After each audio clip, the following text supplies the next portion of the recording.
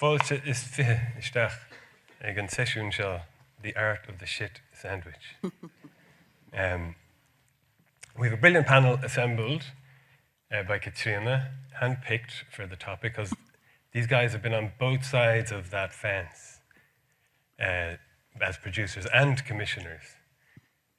So before I introduce them, though, I'm just going to give you a brief history of the Shit Sandwich, a personal history.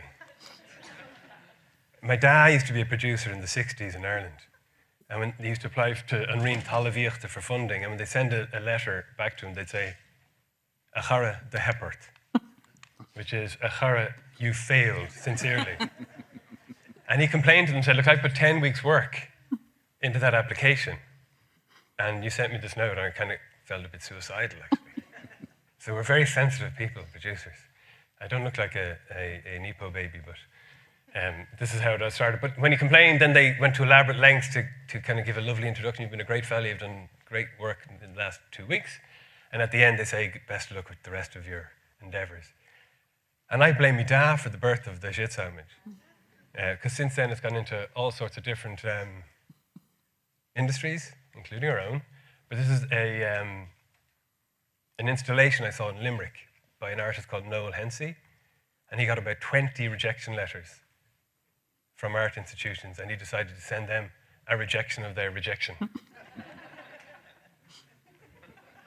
Which reads like this. Thank you for taking the time to reject my submission. Having viewed the many rejections I've received last week, it is with great regret that I must inform you that I'm unable to accept your rejection at this time. And it goes on and goes on. And in the end, it says, I would like to thank you again for your rejection, and I wish you the very best with your future projects. He sent this to an art institution who hung it on the wall. Now, I'm going to invite all the producers in the room at the end of this to write a response to all their commissioners in the room. That's just a very brief intro to what is probably one of the most important relationships in television, the producer-commissioner relationship. And it's a microcosm of that relationship because in the Shit Sandwich, you have to maintain a respectful relationship between the two people. You have to work together, and you have to get the best project at the end of the day. But sometimes there's too much of the Sh1t, and oftentimes there's too much bread. Sometimes you have to deliver bad news. So I might ask the four panelists, starting with Sinéad, to introduce themselves in the context of where they're coming from on that fault line. So in the blue corner for commissioners, Sinéad Stimpfig. Hi, I'm Sinéad. I am the head of commissioning at Virgin Media Television, which is Ireland's commercial public service broadcaster. And before that, I was a freelance producer for a long, long time. So yes, I have been on both sides of that lovely relationship. Hallo, Fescal Mars, Monsieur MacLeod, me gobeth mar Jessica Commissioner on MG Alba. Kind of just clear the near of fatte, achnemisk, comedies drama. So I'm Bill MacLeod, commissioning editor at MG Alba. We've got a fairly long slate of content, but amongst it is drama and comedy. Before I joined MG Alba, I was a producer and director. So yeah, I've got the lashes. Good man, Bill, thanks. Mike? Yeah, I'm Mike Ellen. I run a scripted indie based in Glasgow called Freedom. Yeah, in terms of being on both sides, I've worked for quite a number of independent production companies and then started my own. But in between, I also worked in commissioning at BBC Drama from Scotland for a while. It's just over 10 years ago now. So yeah, that was sort of invaluable. But in my case, certainly, I think I prefer being this side of the sandwich. the Berlin Wall, yeah, of the sandwich, yeah.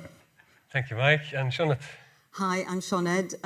Well, I'm so old, the dinosaurs were literally roaming the earth when I started my career. So I've been on both sides. I've been a commissioning editor in television and radio, and I've worked with a lot of independent production companies as a producer as well. And I think it's really difficult to decide which side you want to be on. What you want is a creative relationship, whether you're one or the other, really, where you're enabling each other. And Personally, I think ideally a commissioning editor should not be down in the weeds meddling. I think they should be there looking at their slate, enabling people, nurturing talent, and having a kind of objective overview of the work. That isn't always possible, but I think that would be the ideal for me. And do you think generally commissioning editors can be over-meddlesome? I think I'm sure everybody in this room has a story to tell, either as a producer or as a commissioning editor, about a relationship that didn't work. I've certainly had amazing commissioning editors. My favourite was probably Geoffrey Perkins, the late, great Geoffrey Perkins, who I worked with on a show called Game On years and years ago. And he came over one day, literally to have lunch, because that's what they did in those days. And he was talking about a particular comic idea that was at the heart of 2 of the episodes. And he suddenly said, gosh, wouldn't it be funnier if nobody believed this character? And it was like a flash lamp going off. We all said, oh my God, yes, it would be so much funnier. The writer went away and reworked it. It was indeed much funnier. And that was because he was standing back and he could look at the scripts with a kind of more objective overview. At the same time, I've had, commissioning editors give me notes like, can you do something about the colour of the tablecloth in the back of shot in a comedy, where you're really hoping they're not looking at the tablecloth but listening to the dialogue. And the truth is, yes, you could take it to frame store and you could paint it pink with yellow spots if you wanted to, but that would cost a lot of money. And is it really a priority? I'm not sure it is. So, there's 2 ends of the spectrum there, and what you hope, as I say, is a more creative back and forth, preferably with not too much meddling. That would be my ideal. Very good, thank you. From one Sinead to another. Sinead, the flip of that is producers being oversensitive. I often get notes, it's like Statler and Waldorf. You first get the notes and you go, this is terrible, how dare they? Then you bring it to the editor and the editor says, well, actually, that's quite a good note. I gave you that note. By the end of it, you think, actually, these are really good notes. But we can be really oversensitive. And how do you manage that as a commissioner? Yeah, I think you do try and put yourself in the producer's shoes when you're preparing notes. I think it's interesting, the more experienced the producer, the more they're seasoned to it and they're able to take notes. I think, we manage some talent development schemes, and I've noticed that cohort who you think would be really hungry for feedback, they would all say after the process that notes were the bit that they found most challenging, particularly if you're used to doing short film and, following your own vision and creating something. There's a big change for when you're making something for a broadcaster and the broadcaster is coming in with their opinions and their thoughts and what the audience will want and look for.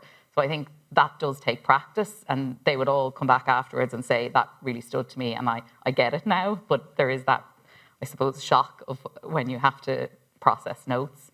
In terms of the best way to deliver notes, I don't think it's one size fits all. I think it depends on who you're working with, what your relationship is with them, what the project is, what the nature of the notes, are, how extensive they are.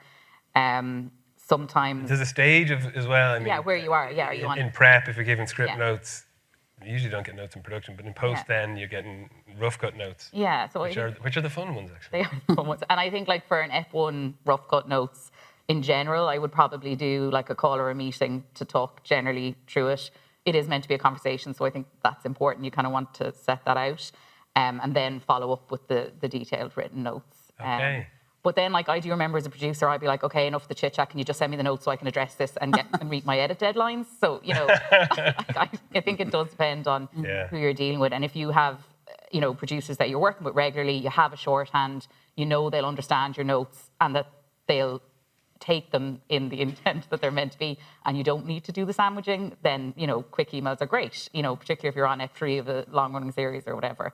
And I do think it's interesting how we've moved from in-person viewing so much that has changed the dynamics of how we communicate and give notes. Yeah. And it's definitely been called out to me, you give way less notes when you're in person, Sinead. Okay. And that is because when I'm watching something on my laptop with my headphones on, I can press pause for my endless notes. Okay. Whereas in a dark edit, I'm scrolling, I can't read the notes afterwards. I know Does the project end up any weaker? Probably not. Right, interesting. Yeah. Bill, as a commissioner as well, written notes and verbal notes, I might just get your view on that, but also I find sometimes I pull my punches more in written notes, whereas, or rather in verbal notes, written notes can be kind of more useful sometimes. Is that true? Do you give written notes, or how do you prefer? Yeah, again, it depends what stage of production you're at. If it's script, it would tend to be written notes. But I do like to try to get into the edit. Once you're in post-production, it's really great to sit in the edit and actually have the debate with the director or producer and the editor.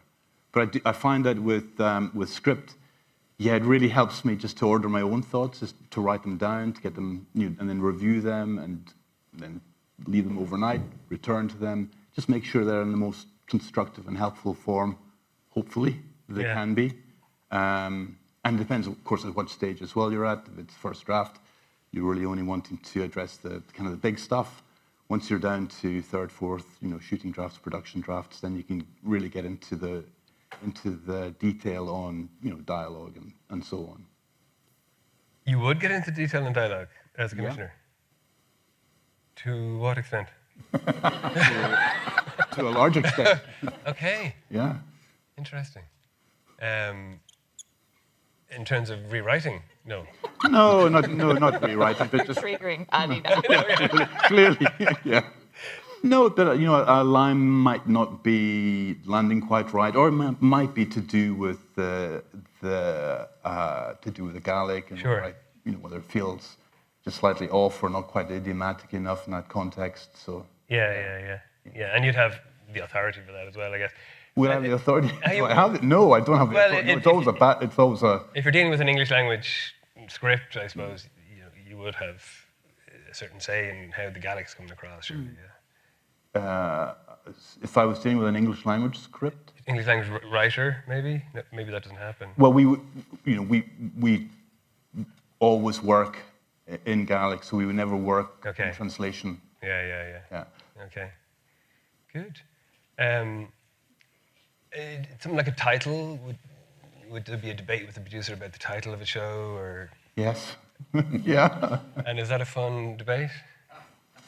Yes, it usually is. Yeah. Quite fun. Yeah, if it's taken in the right spirit. I mean, the title is crucially important. Yeah, and there's a sense of ownership as well, I guess. Yeah, but it needs to be able to cut through, it needs to stand out, and iPlayer and billings and so on. So, I mean, often the titles it can be one of the last things that you actually nail in a show. Yeah, very good.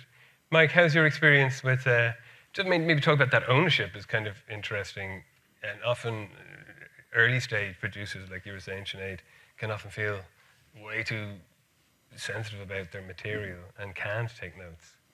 Yeah, I mean, I think for all of us, giving and taking notes is a huge part of the learning curve throughout the time we're working in the industry, right up to the present, and so you never perfect it.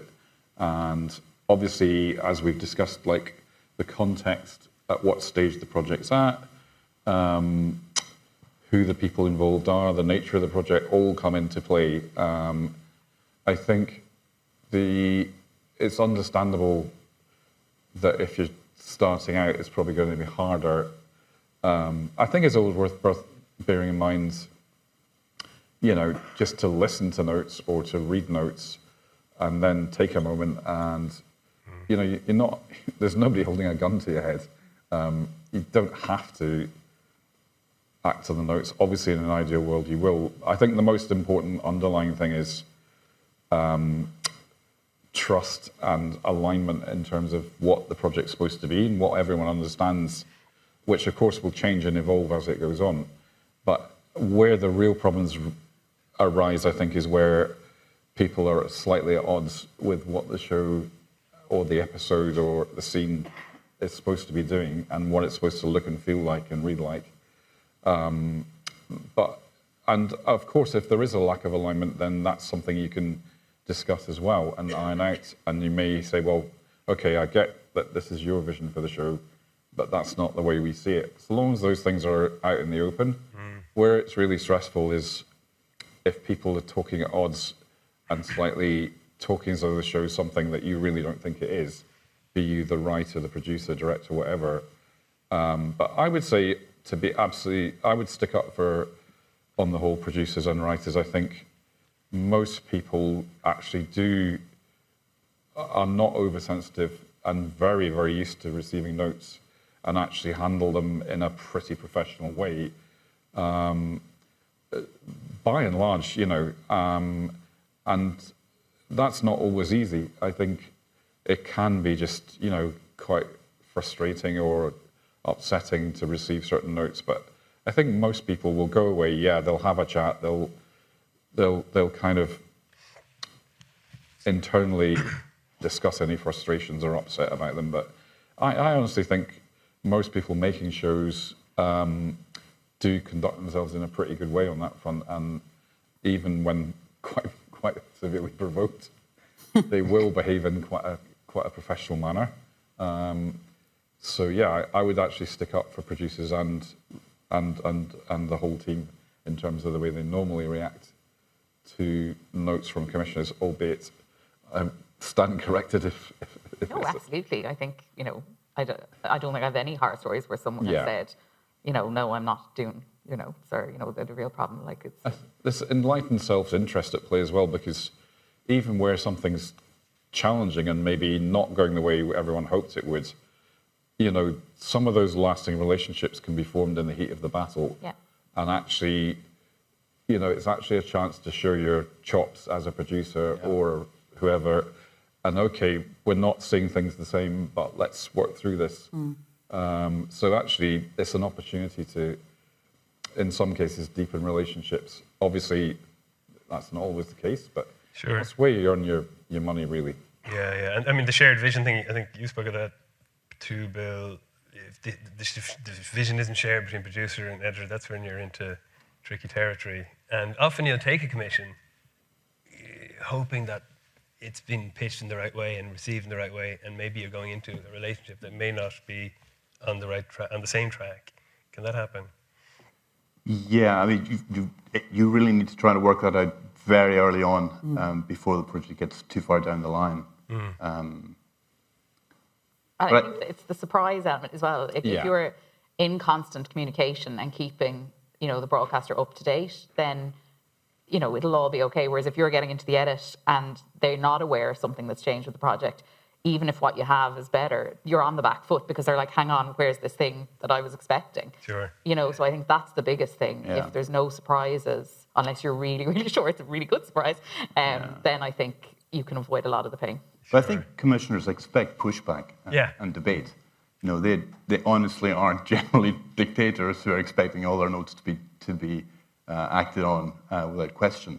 Yeah. I think they actively enjoy the discussion, the conversation, and I think the note often leads somewhere else that neither the commissioner or the producer or director expected, but actually the outcome is better. More interesting, like whack-a-mole, and more creatively you have satisfying. a note in Act 1 that fixes something in Act 3. Yeah. That can often happen. Yeah. But often you'll get 10 notes and you'll say, okay, these 3 we accept, 2 we'll push back on. And then it's about deciding which battle to fight. Yeah. I think one of the problems is that a lot of commissioning editors, particularly if they lack experience of actual programme making, don't know which battles to fight. And I have found that certainly in the past where people who just don't even understand how programmes are made. And, let's be honest, the elephant in the room is there are an awful lot of them in this industry who don't know much, but they're in positions of great authority and make demands that are unrealistic quite often, particularly on small indies or even just producers who are in the middle of doing 100 different things. Now, they're both sides of the spectrum here, but I think we have to accept that, there is fault on both sides here, and sometimes you can have a relationship that is very unequal and that the battles that are being fought are really not worth the fighting. And it emasculates, if you like, the creative team. Because remember, there are executive producers, there are producers. These are people who are creative people. You should be able to trust them to make a programme. And I mean, obviously, I come from the much older end of things where you were trusted a lot more than you are now. And I don't know if it's a kind of film culture that's come in to British television, but now, there are hundreds of drafts of things. There are so many rough cuts, and you then get somebody, when you've locked a shot, somebody asking for more changes because they don't really understand that when you've locked something, it's finished, and if you complain, there's a sort of, oh, no, you've got to do my bidding. Clearly these are extreme examples, but they are out there, and they do make people's lives quite tough. So I think it's a call for respect and professionalism on both sides, because equally you get maverick producers who don't listen to anything and, plough their own furrow. But I think, the truth is they can be very stressful, these relationships, and we do need to have a code of respect, I think. I don't know if such a thing is even possible in this huge industry that we're in now with so many different streamers and, you know, different voices. But there's got to be some rules, really, about respect, I think, and listening. I think it's one of the most difficult situations is when there are multiple people feeding in notes. Absolutely. I mean, having a clear relationship, even if that relationship is slightly combative, that's much preferable to having multiple people feeding in notes, which are often contradictory. So, I mean, I remember doing a show for BBC One, sitting in an edit with 8 separate sets of notes from 8 individuals. And you're just looking at these, and you get snowblind. And plus, they were contradictory. They actively were working against each other. And you're totally stymied. There's just no way forward in a situation like that. And you don't have a clear line of communication or relationship with, you know, who am I speaking to, who am I working for in that situation, and that's easily the worst. And can you not just divide their input by the budget and say, you gave us 8% of the money, I'll only listen to 8% of your notes? Always the minority funder. No. Brilliant. But it's interesting because, like, that is becoming, like, it is the way it is now. It is co-production and pre-sales, and we've had projects that have had up to 9 financiers on it, so that is tricky.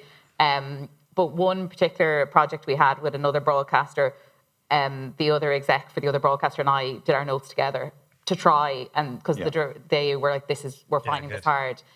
So we would combine our notes, one of or the other of us would send them on so that we would make sure we're aligned and have that battle out just to streamline things. So, you know, that's very useful, I think, like, anything is possible, and if you're having a problem or you're finding that process difficult, is to come and say, here's how I'd like to work it, because commissioners love that. If you say, this is how I would like this process to work and would make it easier for production, you know, that we all want the same end goal, to make the project the best possible way in the easiest way possible. No, it's really good practice to coordinate notes and to combine notes, and one person then to send them.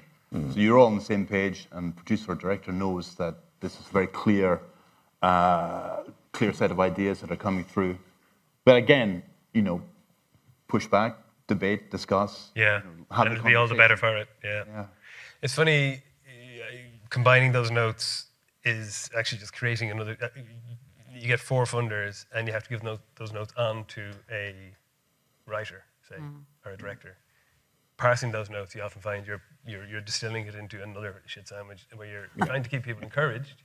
But these notes have to come, they have to be addressed. But often the trick is, if it's with a writer, send the shit sandwich to the script editor, who then has to pass it on to the writer. I would just interject here. I think ultimately do want good written notes, but I would be massively in favour, particularly if you're at a sort of fairly significant phase of development.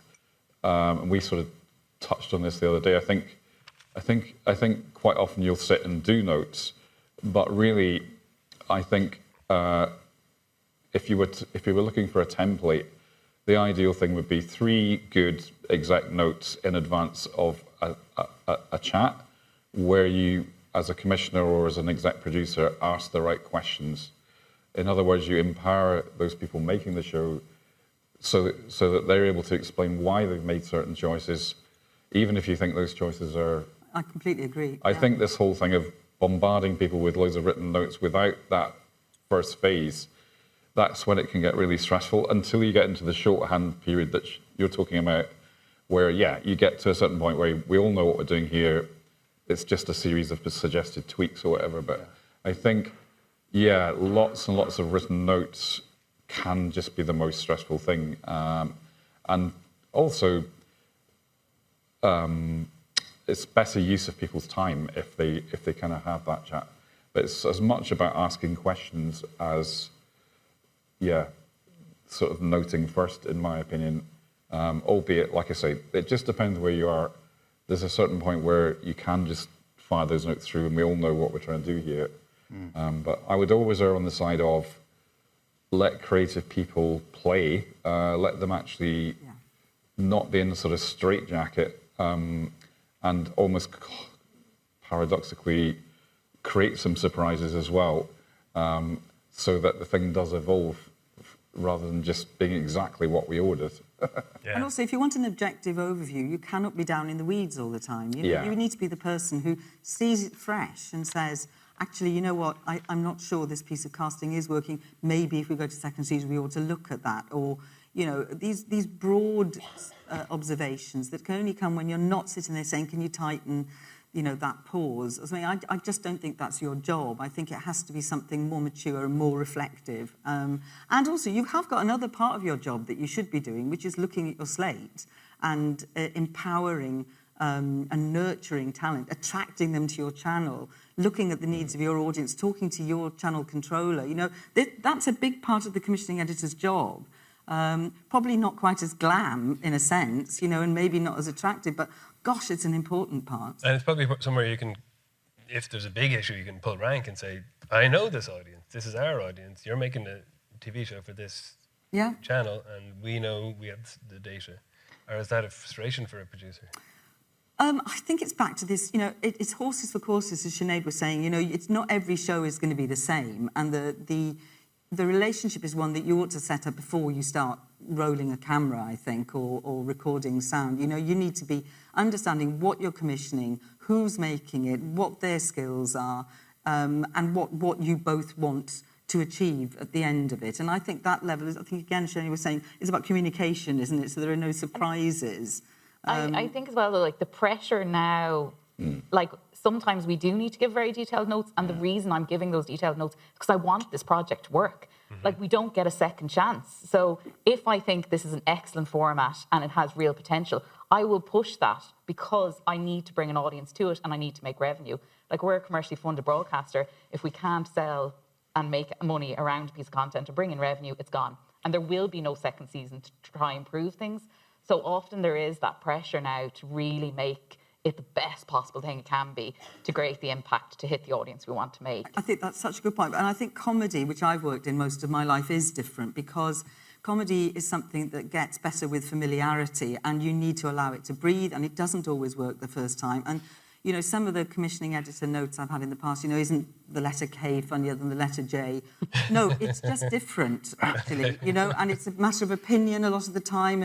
And again, you want to get your brilliant producers, you know, your Armando Iannucci's to, you know, if he says, this is funny, you think, yeah, you know, maybe I don't get this, but you get it, and I believe in you, you know. So you do want to empower really talented people. And I think with something like comedy, it is more difficult to really start sort of legislating from on high, or this works and this doesn't work. I don't think it's always your job to do that, you know. But I think it's a really good point that things have changed so much, the pressures on people. Like, if you don't hit a KPI, absolutely. It's gone, you know? But I think Mike's idea about play is really important because it is play and interplay and experiment and evolution. When I was a very young producer, I was working with an exec who was notorious for interfering and giving massive notes and calling you up at 3 o'clock in the morning, and it was just overwhelming. And we had a really difficult edit, and it was the last hour of the last day, and he had asked me to put something in, which I reluctantly did, and he came into the edit, and we watched it, and he said, see that bit there, I think you should take it out. I said, well, look, you told me to put it in. And he said, yeah, but this is an iterative process. And I actually learned something quite important in that moment. First of all, execs can be fallible, but also you have to be open to trying things out. They might not work, they might work. You have to try it. And it will sometimes, occasionally, often, lead you to a better solution. So, I think, you know, that dialogue and that being prepared to just be slightly loose and being, you know, able to try and discover new things, even at the last hour of the last day. Well done. It can lead to good outcomes. You've grown from it. You didn't bleed from the eyeballs. You've learned from it, and you've moved on. You've a new word, iterative. One pet peeve of mine with commissioning editors is when have they signed off? Sometimes you get these notes, and they're a little loosey-goosey, and it doesn't. You can't. You actually try and read it, interpret it, see do they need to see it again or don't they?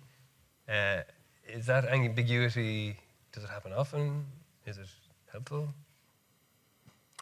I mean, I think you have to send on the final cut, and it's not signed off until we all agree that it's signed off. And sometimes that can mean 1 viewing, sometimes it might mean 4. Like, you don't know. Yeah. It depends on, where the changes, how significant the changes are.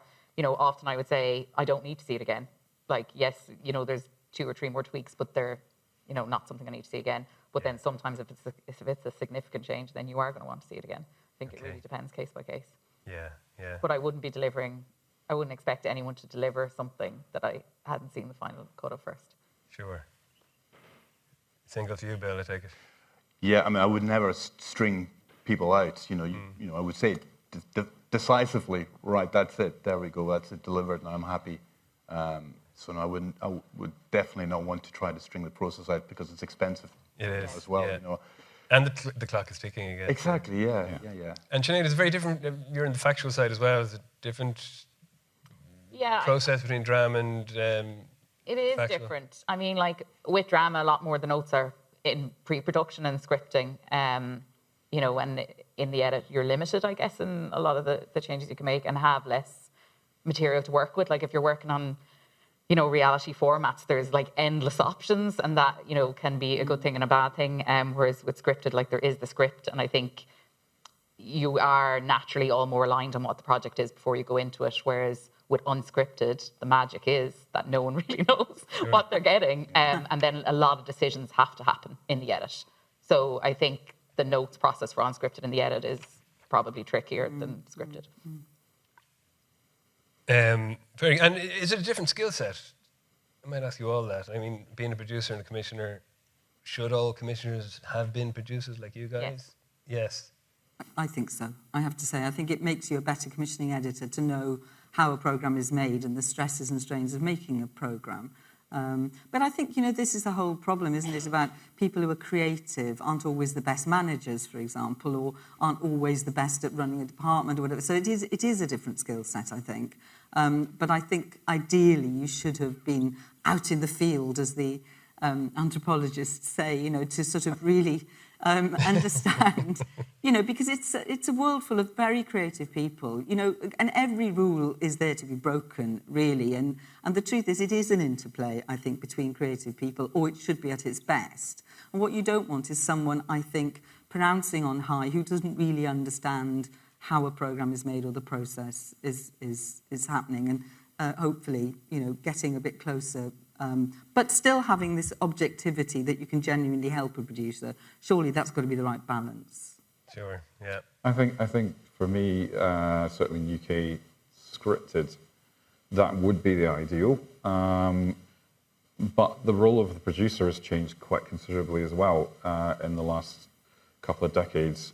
So a lot of shows with production companies, you've got a relatively jobbing producer and then an exec producer who's may have just come through script editing or whatever, hasn't actually had to do with physical production and logistics themselves. And so for that, if you like, jobbing producer or producers across both to move into commissioning is a big journey. And the reality is most people in commissioning, a lot of people in commissioning haven't, if you like, produced. Where I think there's some healthy things happening is there's more movement between indies and production companies now and commissioning. And I think people in commissioning have listened and realised this is a good thing to at least know what it's like to be the person pitching the project in. Or so that's probably like that can often work against you with the change of personnel. Yeah. Often you can pitch something to a channel and they're like soccer managers that gets moved on. Yeah. And someone else comes in and they don't feel ownership of it. Yeah. How do you handle that? I think that's part of the industry now, and I think, if you're starting a scripted drama development, for instance, with a big-ish broadcaster or streamer, you probably should factor in there's probably at least a 50% chance that by the time you've delivered the script in a way that's ready for a decision, that person may not be there. And you kind of have to roll with the punches. I think a couple of aspects to that are, firstly, at least you've got to develop the project. Secondly, it's still in with the broadcaster. I guess the two things are, if you feel like the new regime or the new commissioning editor coming in, it depends whether it's just a commissioning editor or it's a whole regime change, you know. And there is a culture of clearing the decks, and I mean the wastage on slates and everything is incredible. I think the cannier people coming in will recognise, well, actually, there's a few projects here that are really good. I'll make them my own rather than just arbitrarily ditch them. But then, so yeah, I would really encourage people coming in at broadcasters to kind of look at what they've already got. But then, yeah, then you just have, I guess the second part of that is, if you really feel like, okay, these people, they don't love this project, it's not for them, then you just really probably want to get it back as quickly as possible and take it to some other potential buyers. More appreciative buyer. Yeah. I mean, sometimes it's just, you know, it's just a change in direction, and there's nothing much to be done about that. At least you have a script in your hand that you can do some Bring further work elsewhere, on. Yeah. But it's probably the most common frustration, or one of the most common frustrations.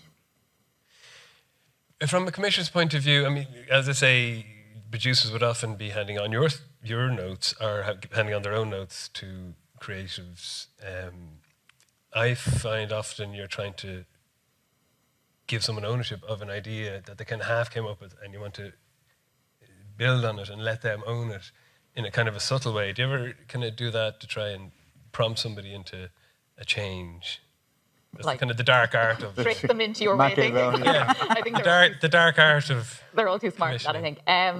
It's going back to, like, if you're giving a note highlighting an issue that you think is there, it's the producers, like, you may offer a suggestion of, here's one way I think this could be addressed, but often a producer will come back and say, no, here's this other way we're addressing it, and it'll be 10 times better than what I've suggested, which is great, and nobody minds once the general issue, you know, is addressed. So they're the kind of conversations that are so important. And like editors in particular, like you'll give an editor a note and it'll, like the way their brains work and how they manage to manipulate things, you know, it's 10 times better than I could. So I think it's having that freedom to do that is important. I think asking questions is usually a very useful way of getting creative people to start thinking around a problem, rather than offering, you know, here is my suggestion. You know, how do you know, what is happening here? Can you, you know, this is unclear to me. Can you clarify? That is usually a more productive way of working. And verbally, that's a lot easier to address, you know. For sure, yeah. So often you'd give written notes and follow it up with a call. I think that's probably the most judicious way of addressing the sandwich. Yeah, again, it depends what stage of production and what, if it's factual or scripted. Okay, yeah. It does depend, yeah. Yeah. But conversation, face-to-face or on the phone or whatever, is can't beat it. really, really useful at whatever stage it's most useful. And I think though as well, sometimes producers can get frustrated if you're not, like, if you're talking around an issue, like what is it that you have the problem with. I think it's really important to be clear and straight up on that, because sometimes you can be asking questions and doing all that, but then they just want you to help them so that they can move Spit it on, out, because people have time pressures and you know, it costs money. Yeah. So there is a bit of that as well. I think there's a generational thing as well, and I think, and I don't know if I think people who are much, much younger really thrive on notes in a way that my generation really didn't. We're much more bolshy and frankly unhelpful in the situation. Whereas I think, you know, certainly with a lot of young people I've worked with over the last 10 years, they're much more wanting feedback. You know, is it working? Is it not working? And I think that is quite a different way. It's possible because when I started in television, you know, it was a much more toxic culture than it is now. Mm-hmm. You had to fight a lot more to get things, and you I don't know, maybe you were bolshier because it was more toxic. Whereas I think, because there's a safer space, quite rightly, by the way, in which to discuss things now, I think there is more of an interplay than there was when I was beginning. And I think that probably is a good thing in many ways. 100%, yeah. Yeah. 100%. But I think if it is a shit sandwich, if it has to be a shit sandwich, don't put lots of salad in it and a cocktail stick with a flag and some, you know, nice stuff around. No garnish. No, Yes, just don't be cruel, don't be unkind, Yeah. be productive and constructive, but don't soft soap No. it. They're professional creative people, Yeah, and the best commissioner would be referred to in the industry as tough but fair. That's a key, I think, thing to try and achieve. We've only about 5 minutes left, so I'd love to hear from the audience any questions for the panel. One over there. We don't need to hear war stories, and don't mention any names. Especially if they're in the room. We heard quite a lot about the relationship between commissioners and producers, but less so about relationships with presenters, actors, comedians. If we're doing commissioner cliche bingo, my experience is they're there for the talent signing lunch, but then they're not there for the feedback. So what should the relationship with commissioners and talent be? And is it different in terms of giving feedback to talent and producers? I might ask Sh1t that question, if you don't mind. I think it's a really good one. It depends. I don't think commissioning editors should be hanging out with talent and, trying to be their friends. I think that's embarrassing for everyone, really. I think you're there in a professional capacity. So even when I was producing, I tended not to go out drinking or stuff with talent, because you want to be able to say, no, you can't have that taxi, even though you wanted to take you to the Ivy, wait, and then take you home, which is actually something I was once asked. I think there has to be, we're back to this same thing, really, a degree of professionalism, really. Talent is difficult, let's be honest. A lot of the time you do have to look at people who have, make all sorts of demands, and you have to find a way of doing that doesn't sort of make it into a nightmare. And you do have to call them out on bad behaviour as well, I think, as a commissioning editor, and I've had to do that before now. And I think it's right and proper that you do. I don't think your producer should have to do that, actually. That is something that the controller could actually be doing, is to say this isn't acceptable. But yeah, I think, again, it's back to, a degree of professionalism and really not trying to be friends with, enter name of famous person. And I think it's important that they understand that it's the producer that's in charge. So if you're overstepping that dynamic, you're completely undermining the producer. So like giving the notes to the producer is so that you're empowering them with step back. Yeah. 100%. Who's in charge? Kesh, for those of you who've commissioned in a language other than English, that is to say, in one of the Celtic languages, how much of the notes have to do with the language that's been used in the production as opposed to the creative or the other creative bits of it? Maybe Bill? Very few, actually. Very, very few. If it's scripted or indeed factual, most of it is to do with storytelling. It's to do with how the story is set out. It's to do with the overarching idea. If I'm giving a lot, I just would trust the writer and the script editor generally to do that. But there may be occasions where, I just feel something isn't landing quite right. Or I would ask a question, is this idiomatic for this context, for instance? Language notes are really possibly just 5% of the notes I would generally be giving on any project. It's a good sign. Get Bill? Sure.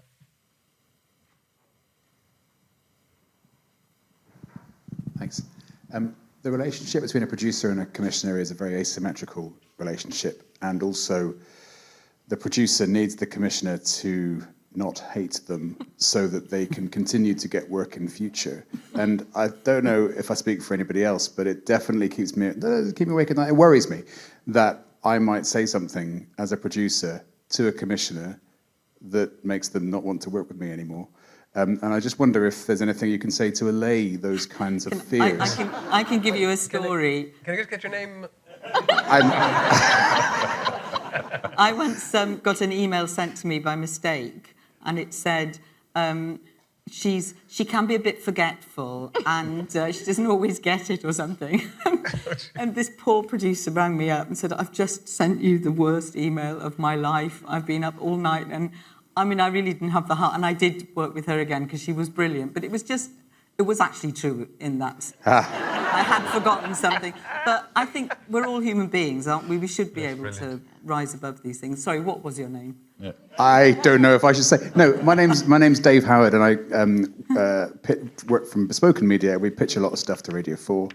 And the commissioning team there is very tight. It's 4 or 5 people. They all talk to each other. Yeah. You piss somebody off, I suspect they'll all talk about you in meetings, and that's the end of you. You know, they really don't. Like the challenging productions that that you have those heated arguments are because people really care, and I think you respect that. And often those most challenging ones do lead to you working with the person again, and you kind of get through it and out the other side. Similar, I had an email sent to me once that was "tell her to feck off," and I worked with them again. So, I think we thick skins too. Yeah. I mean, no matter how difficult and exhausting it is, talented people come up with great goods. They come up with the goods. It's our job to work with talented and creative people and try to get the very best we can on this. And hopefully that's a symbiotic thing where the commissioners are looking for the right producers. Yeah. And they don't want to piss off producers never either. the easiest or straightforward, so still the way it is.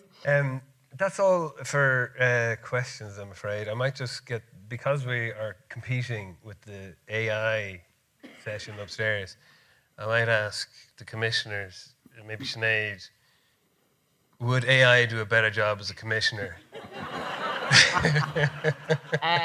I'd say we are easier to replace than producers.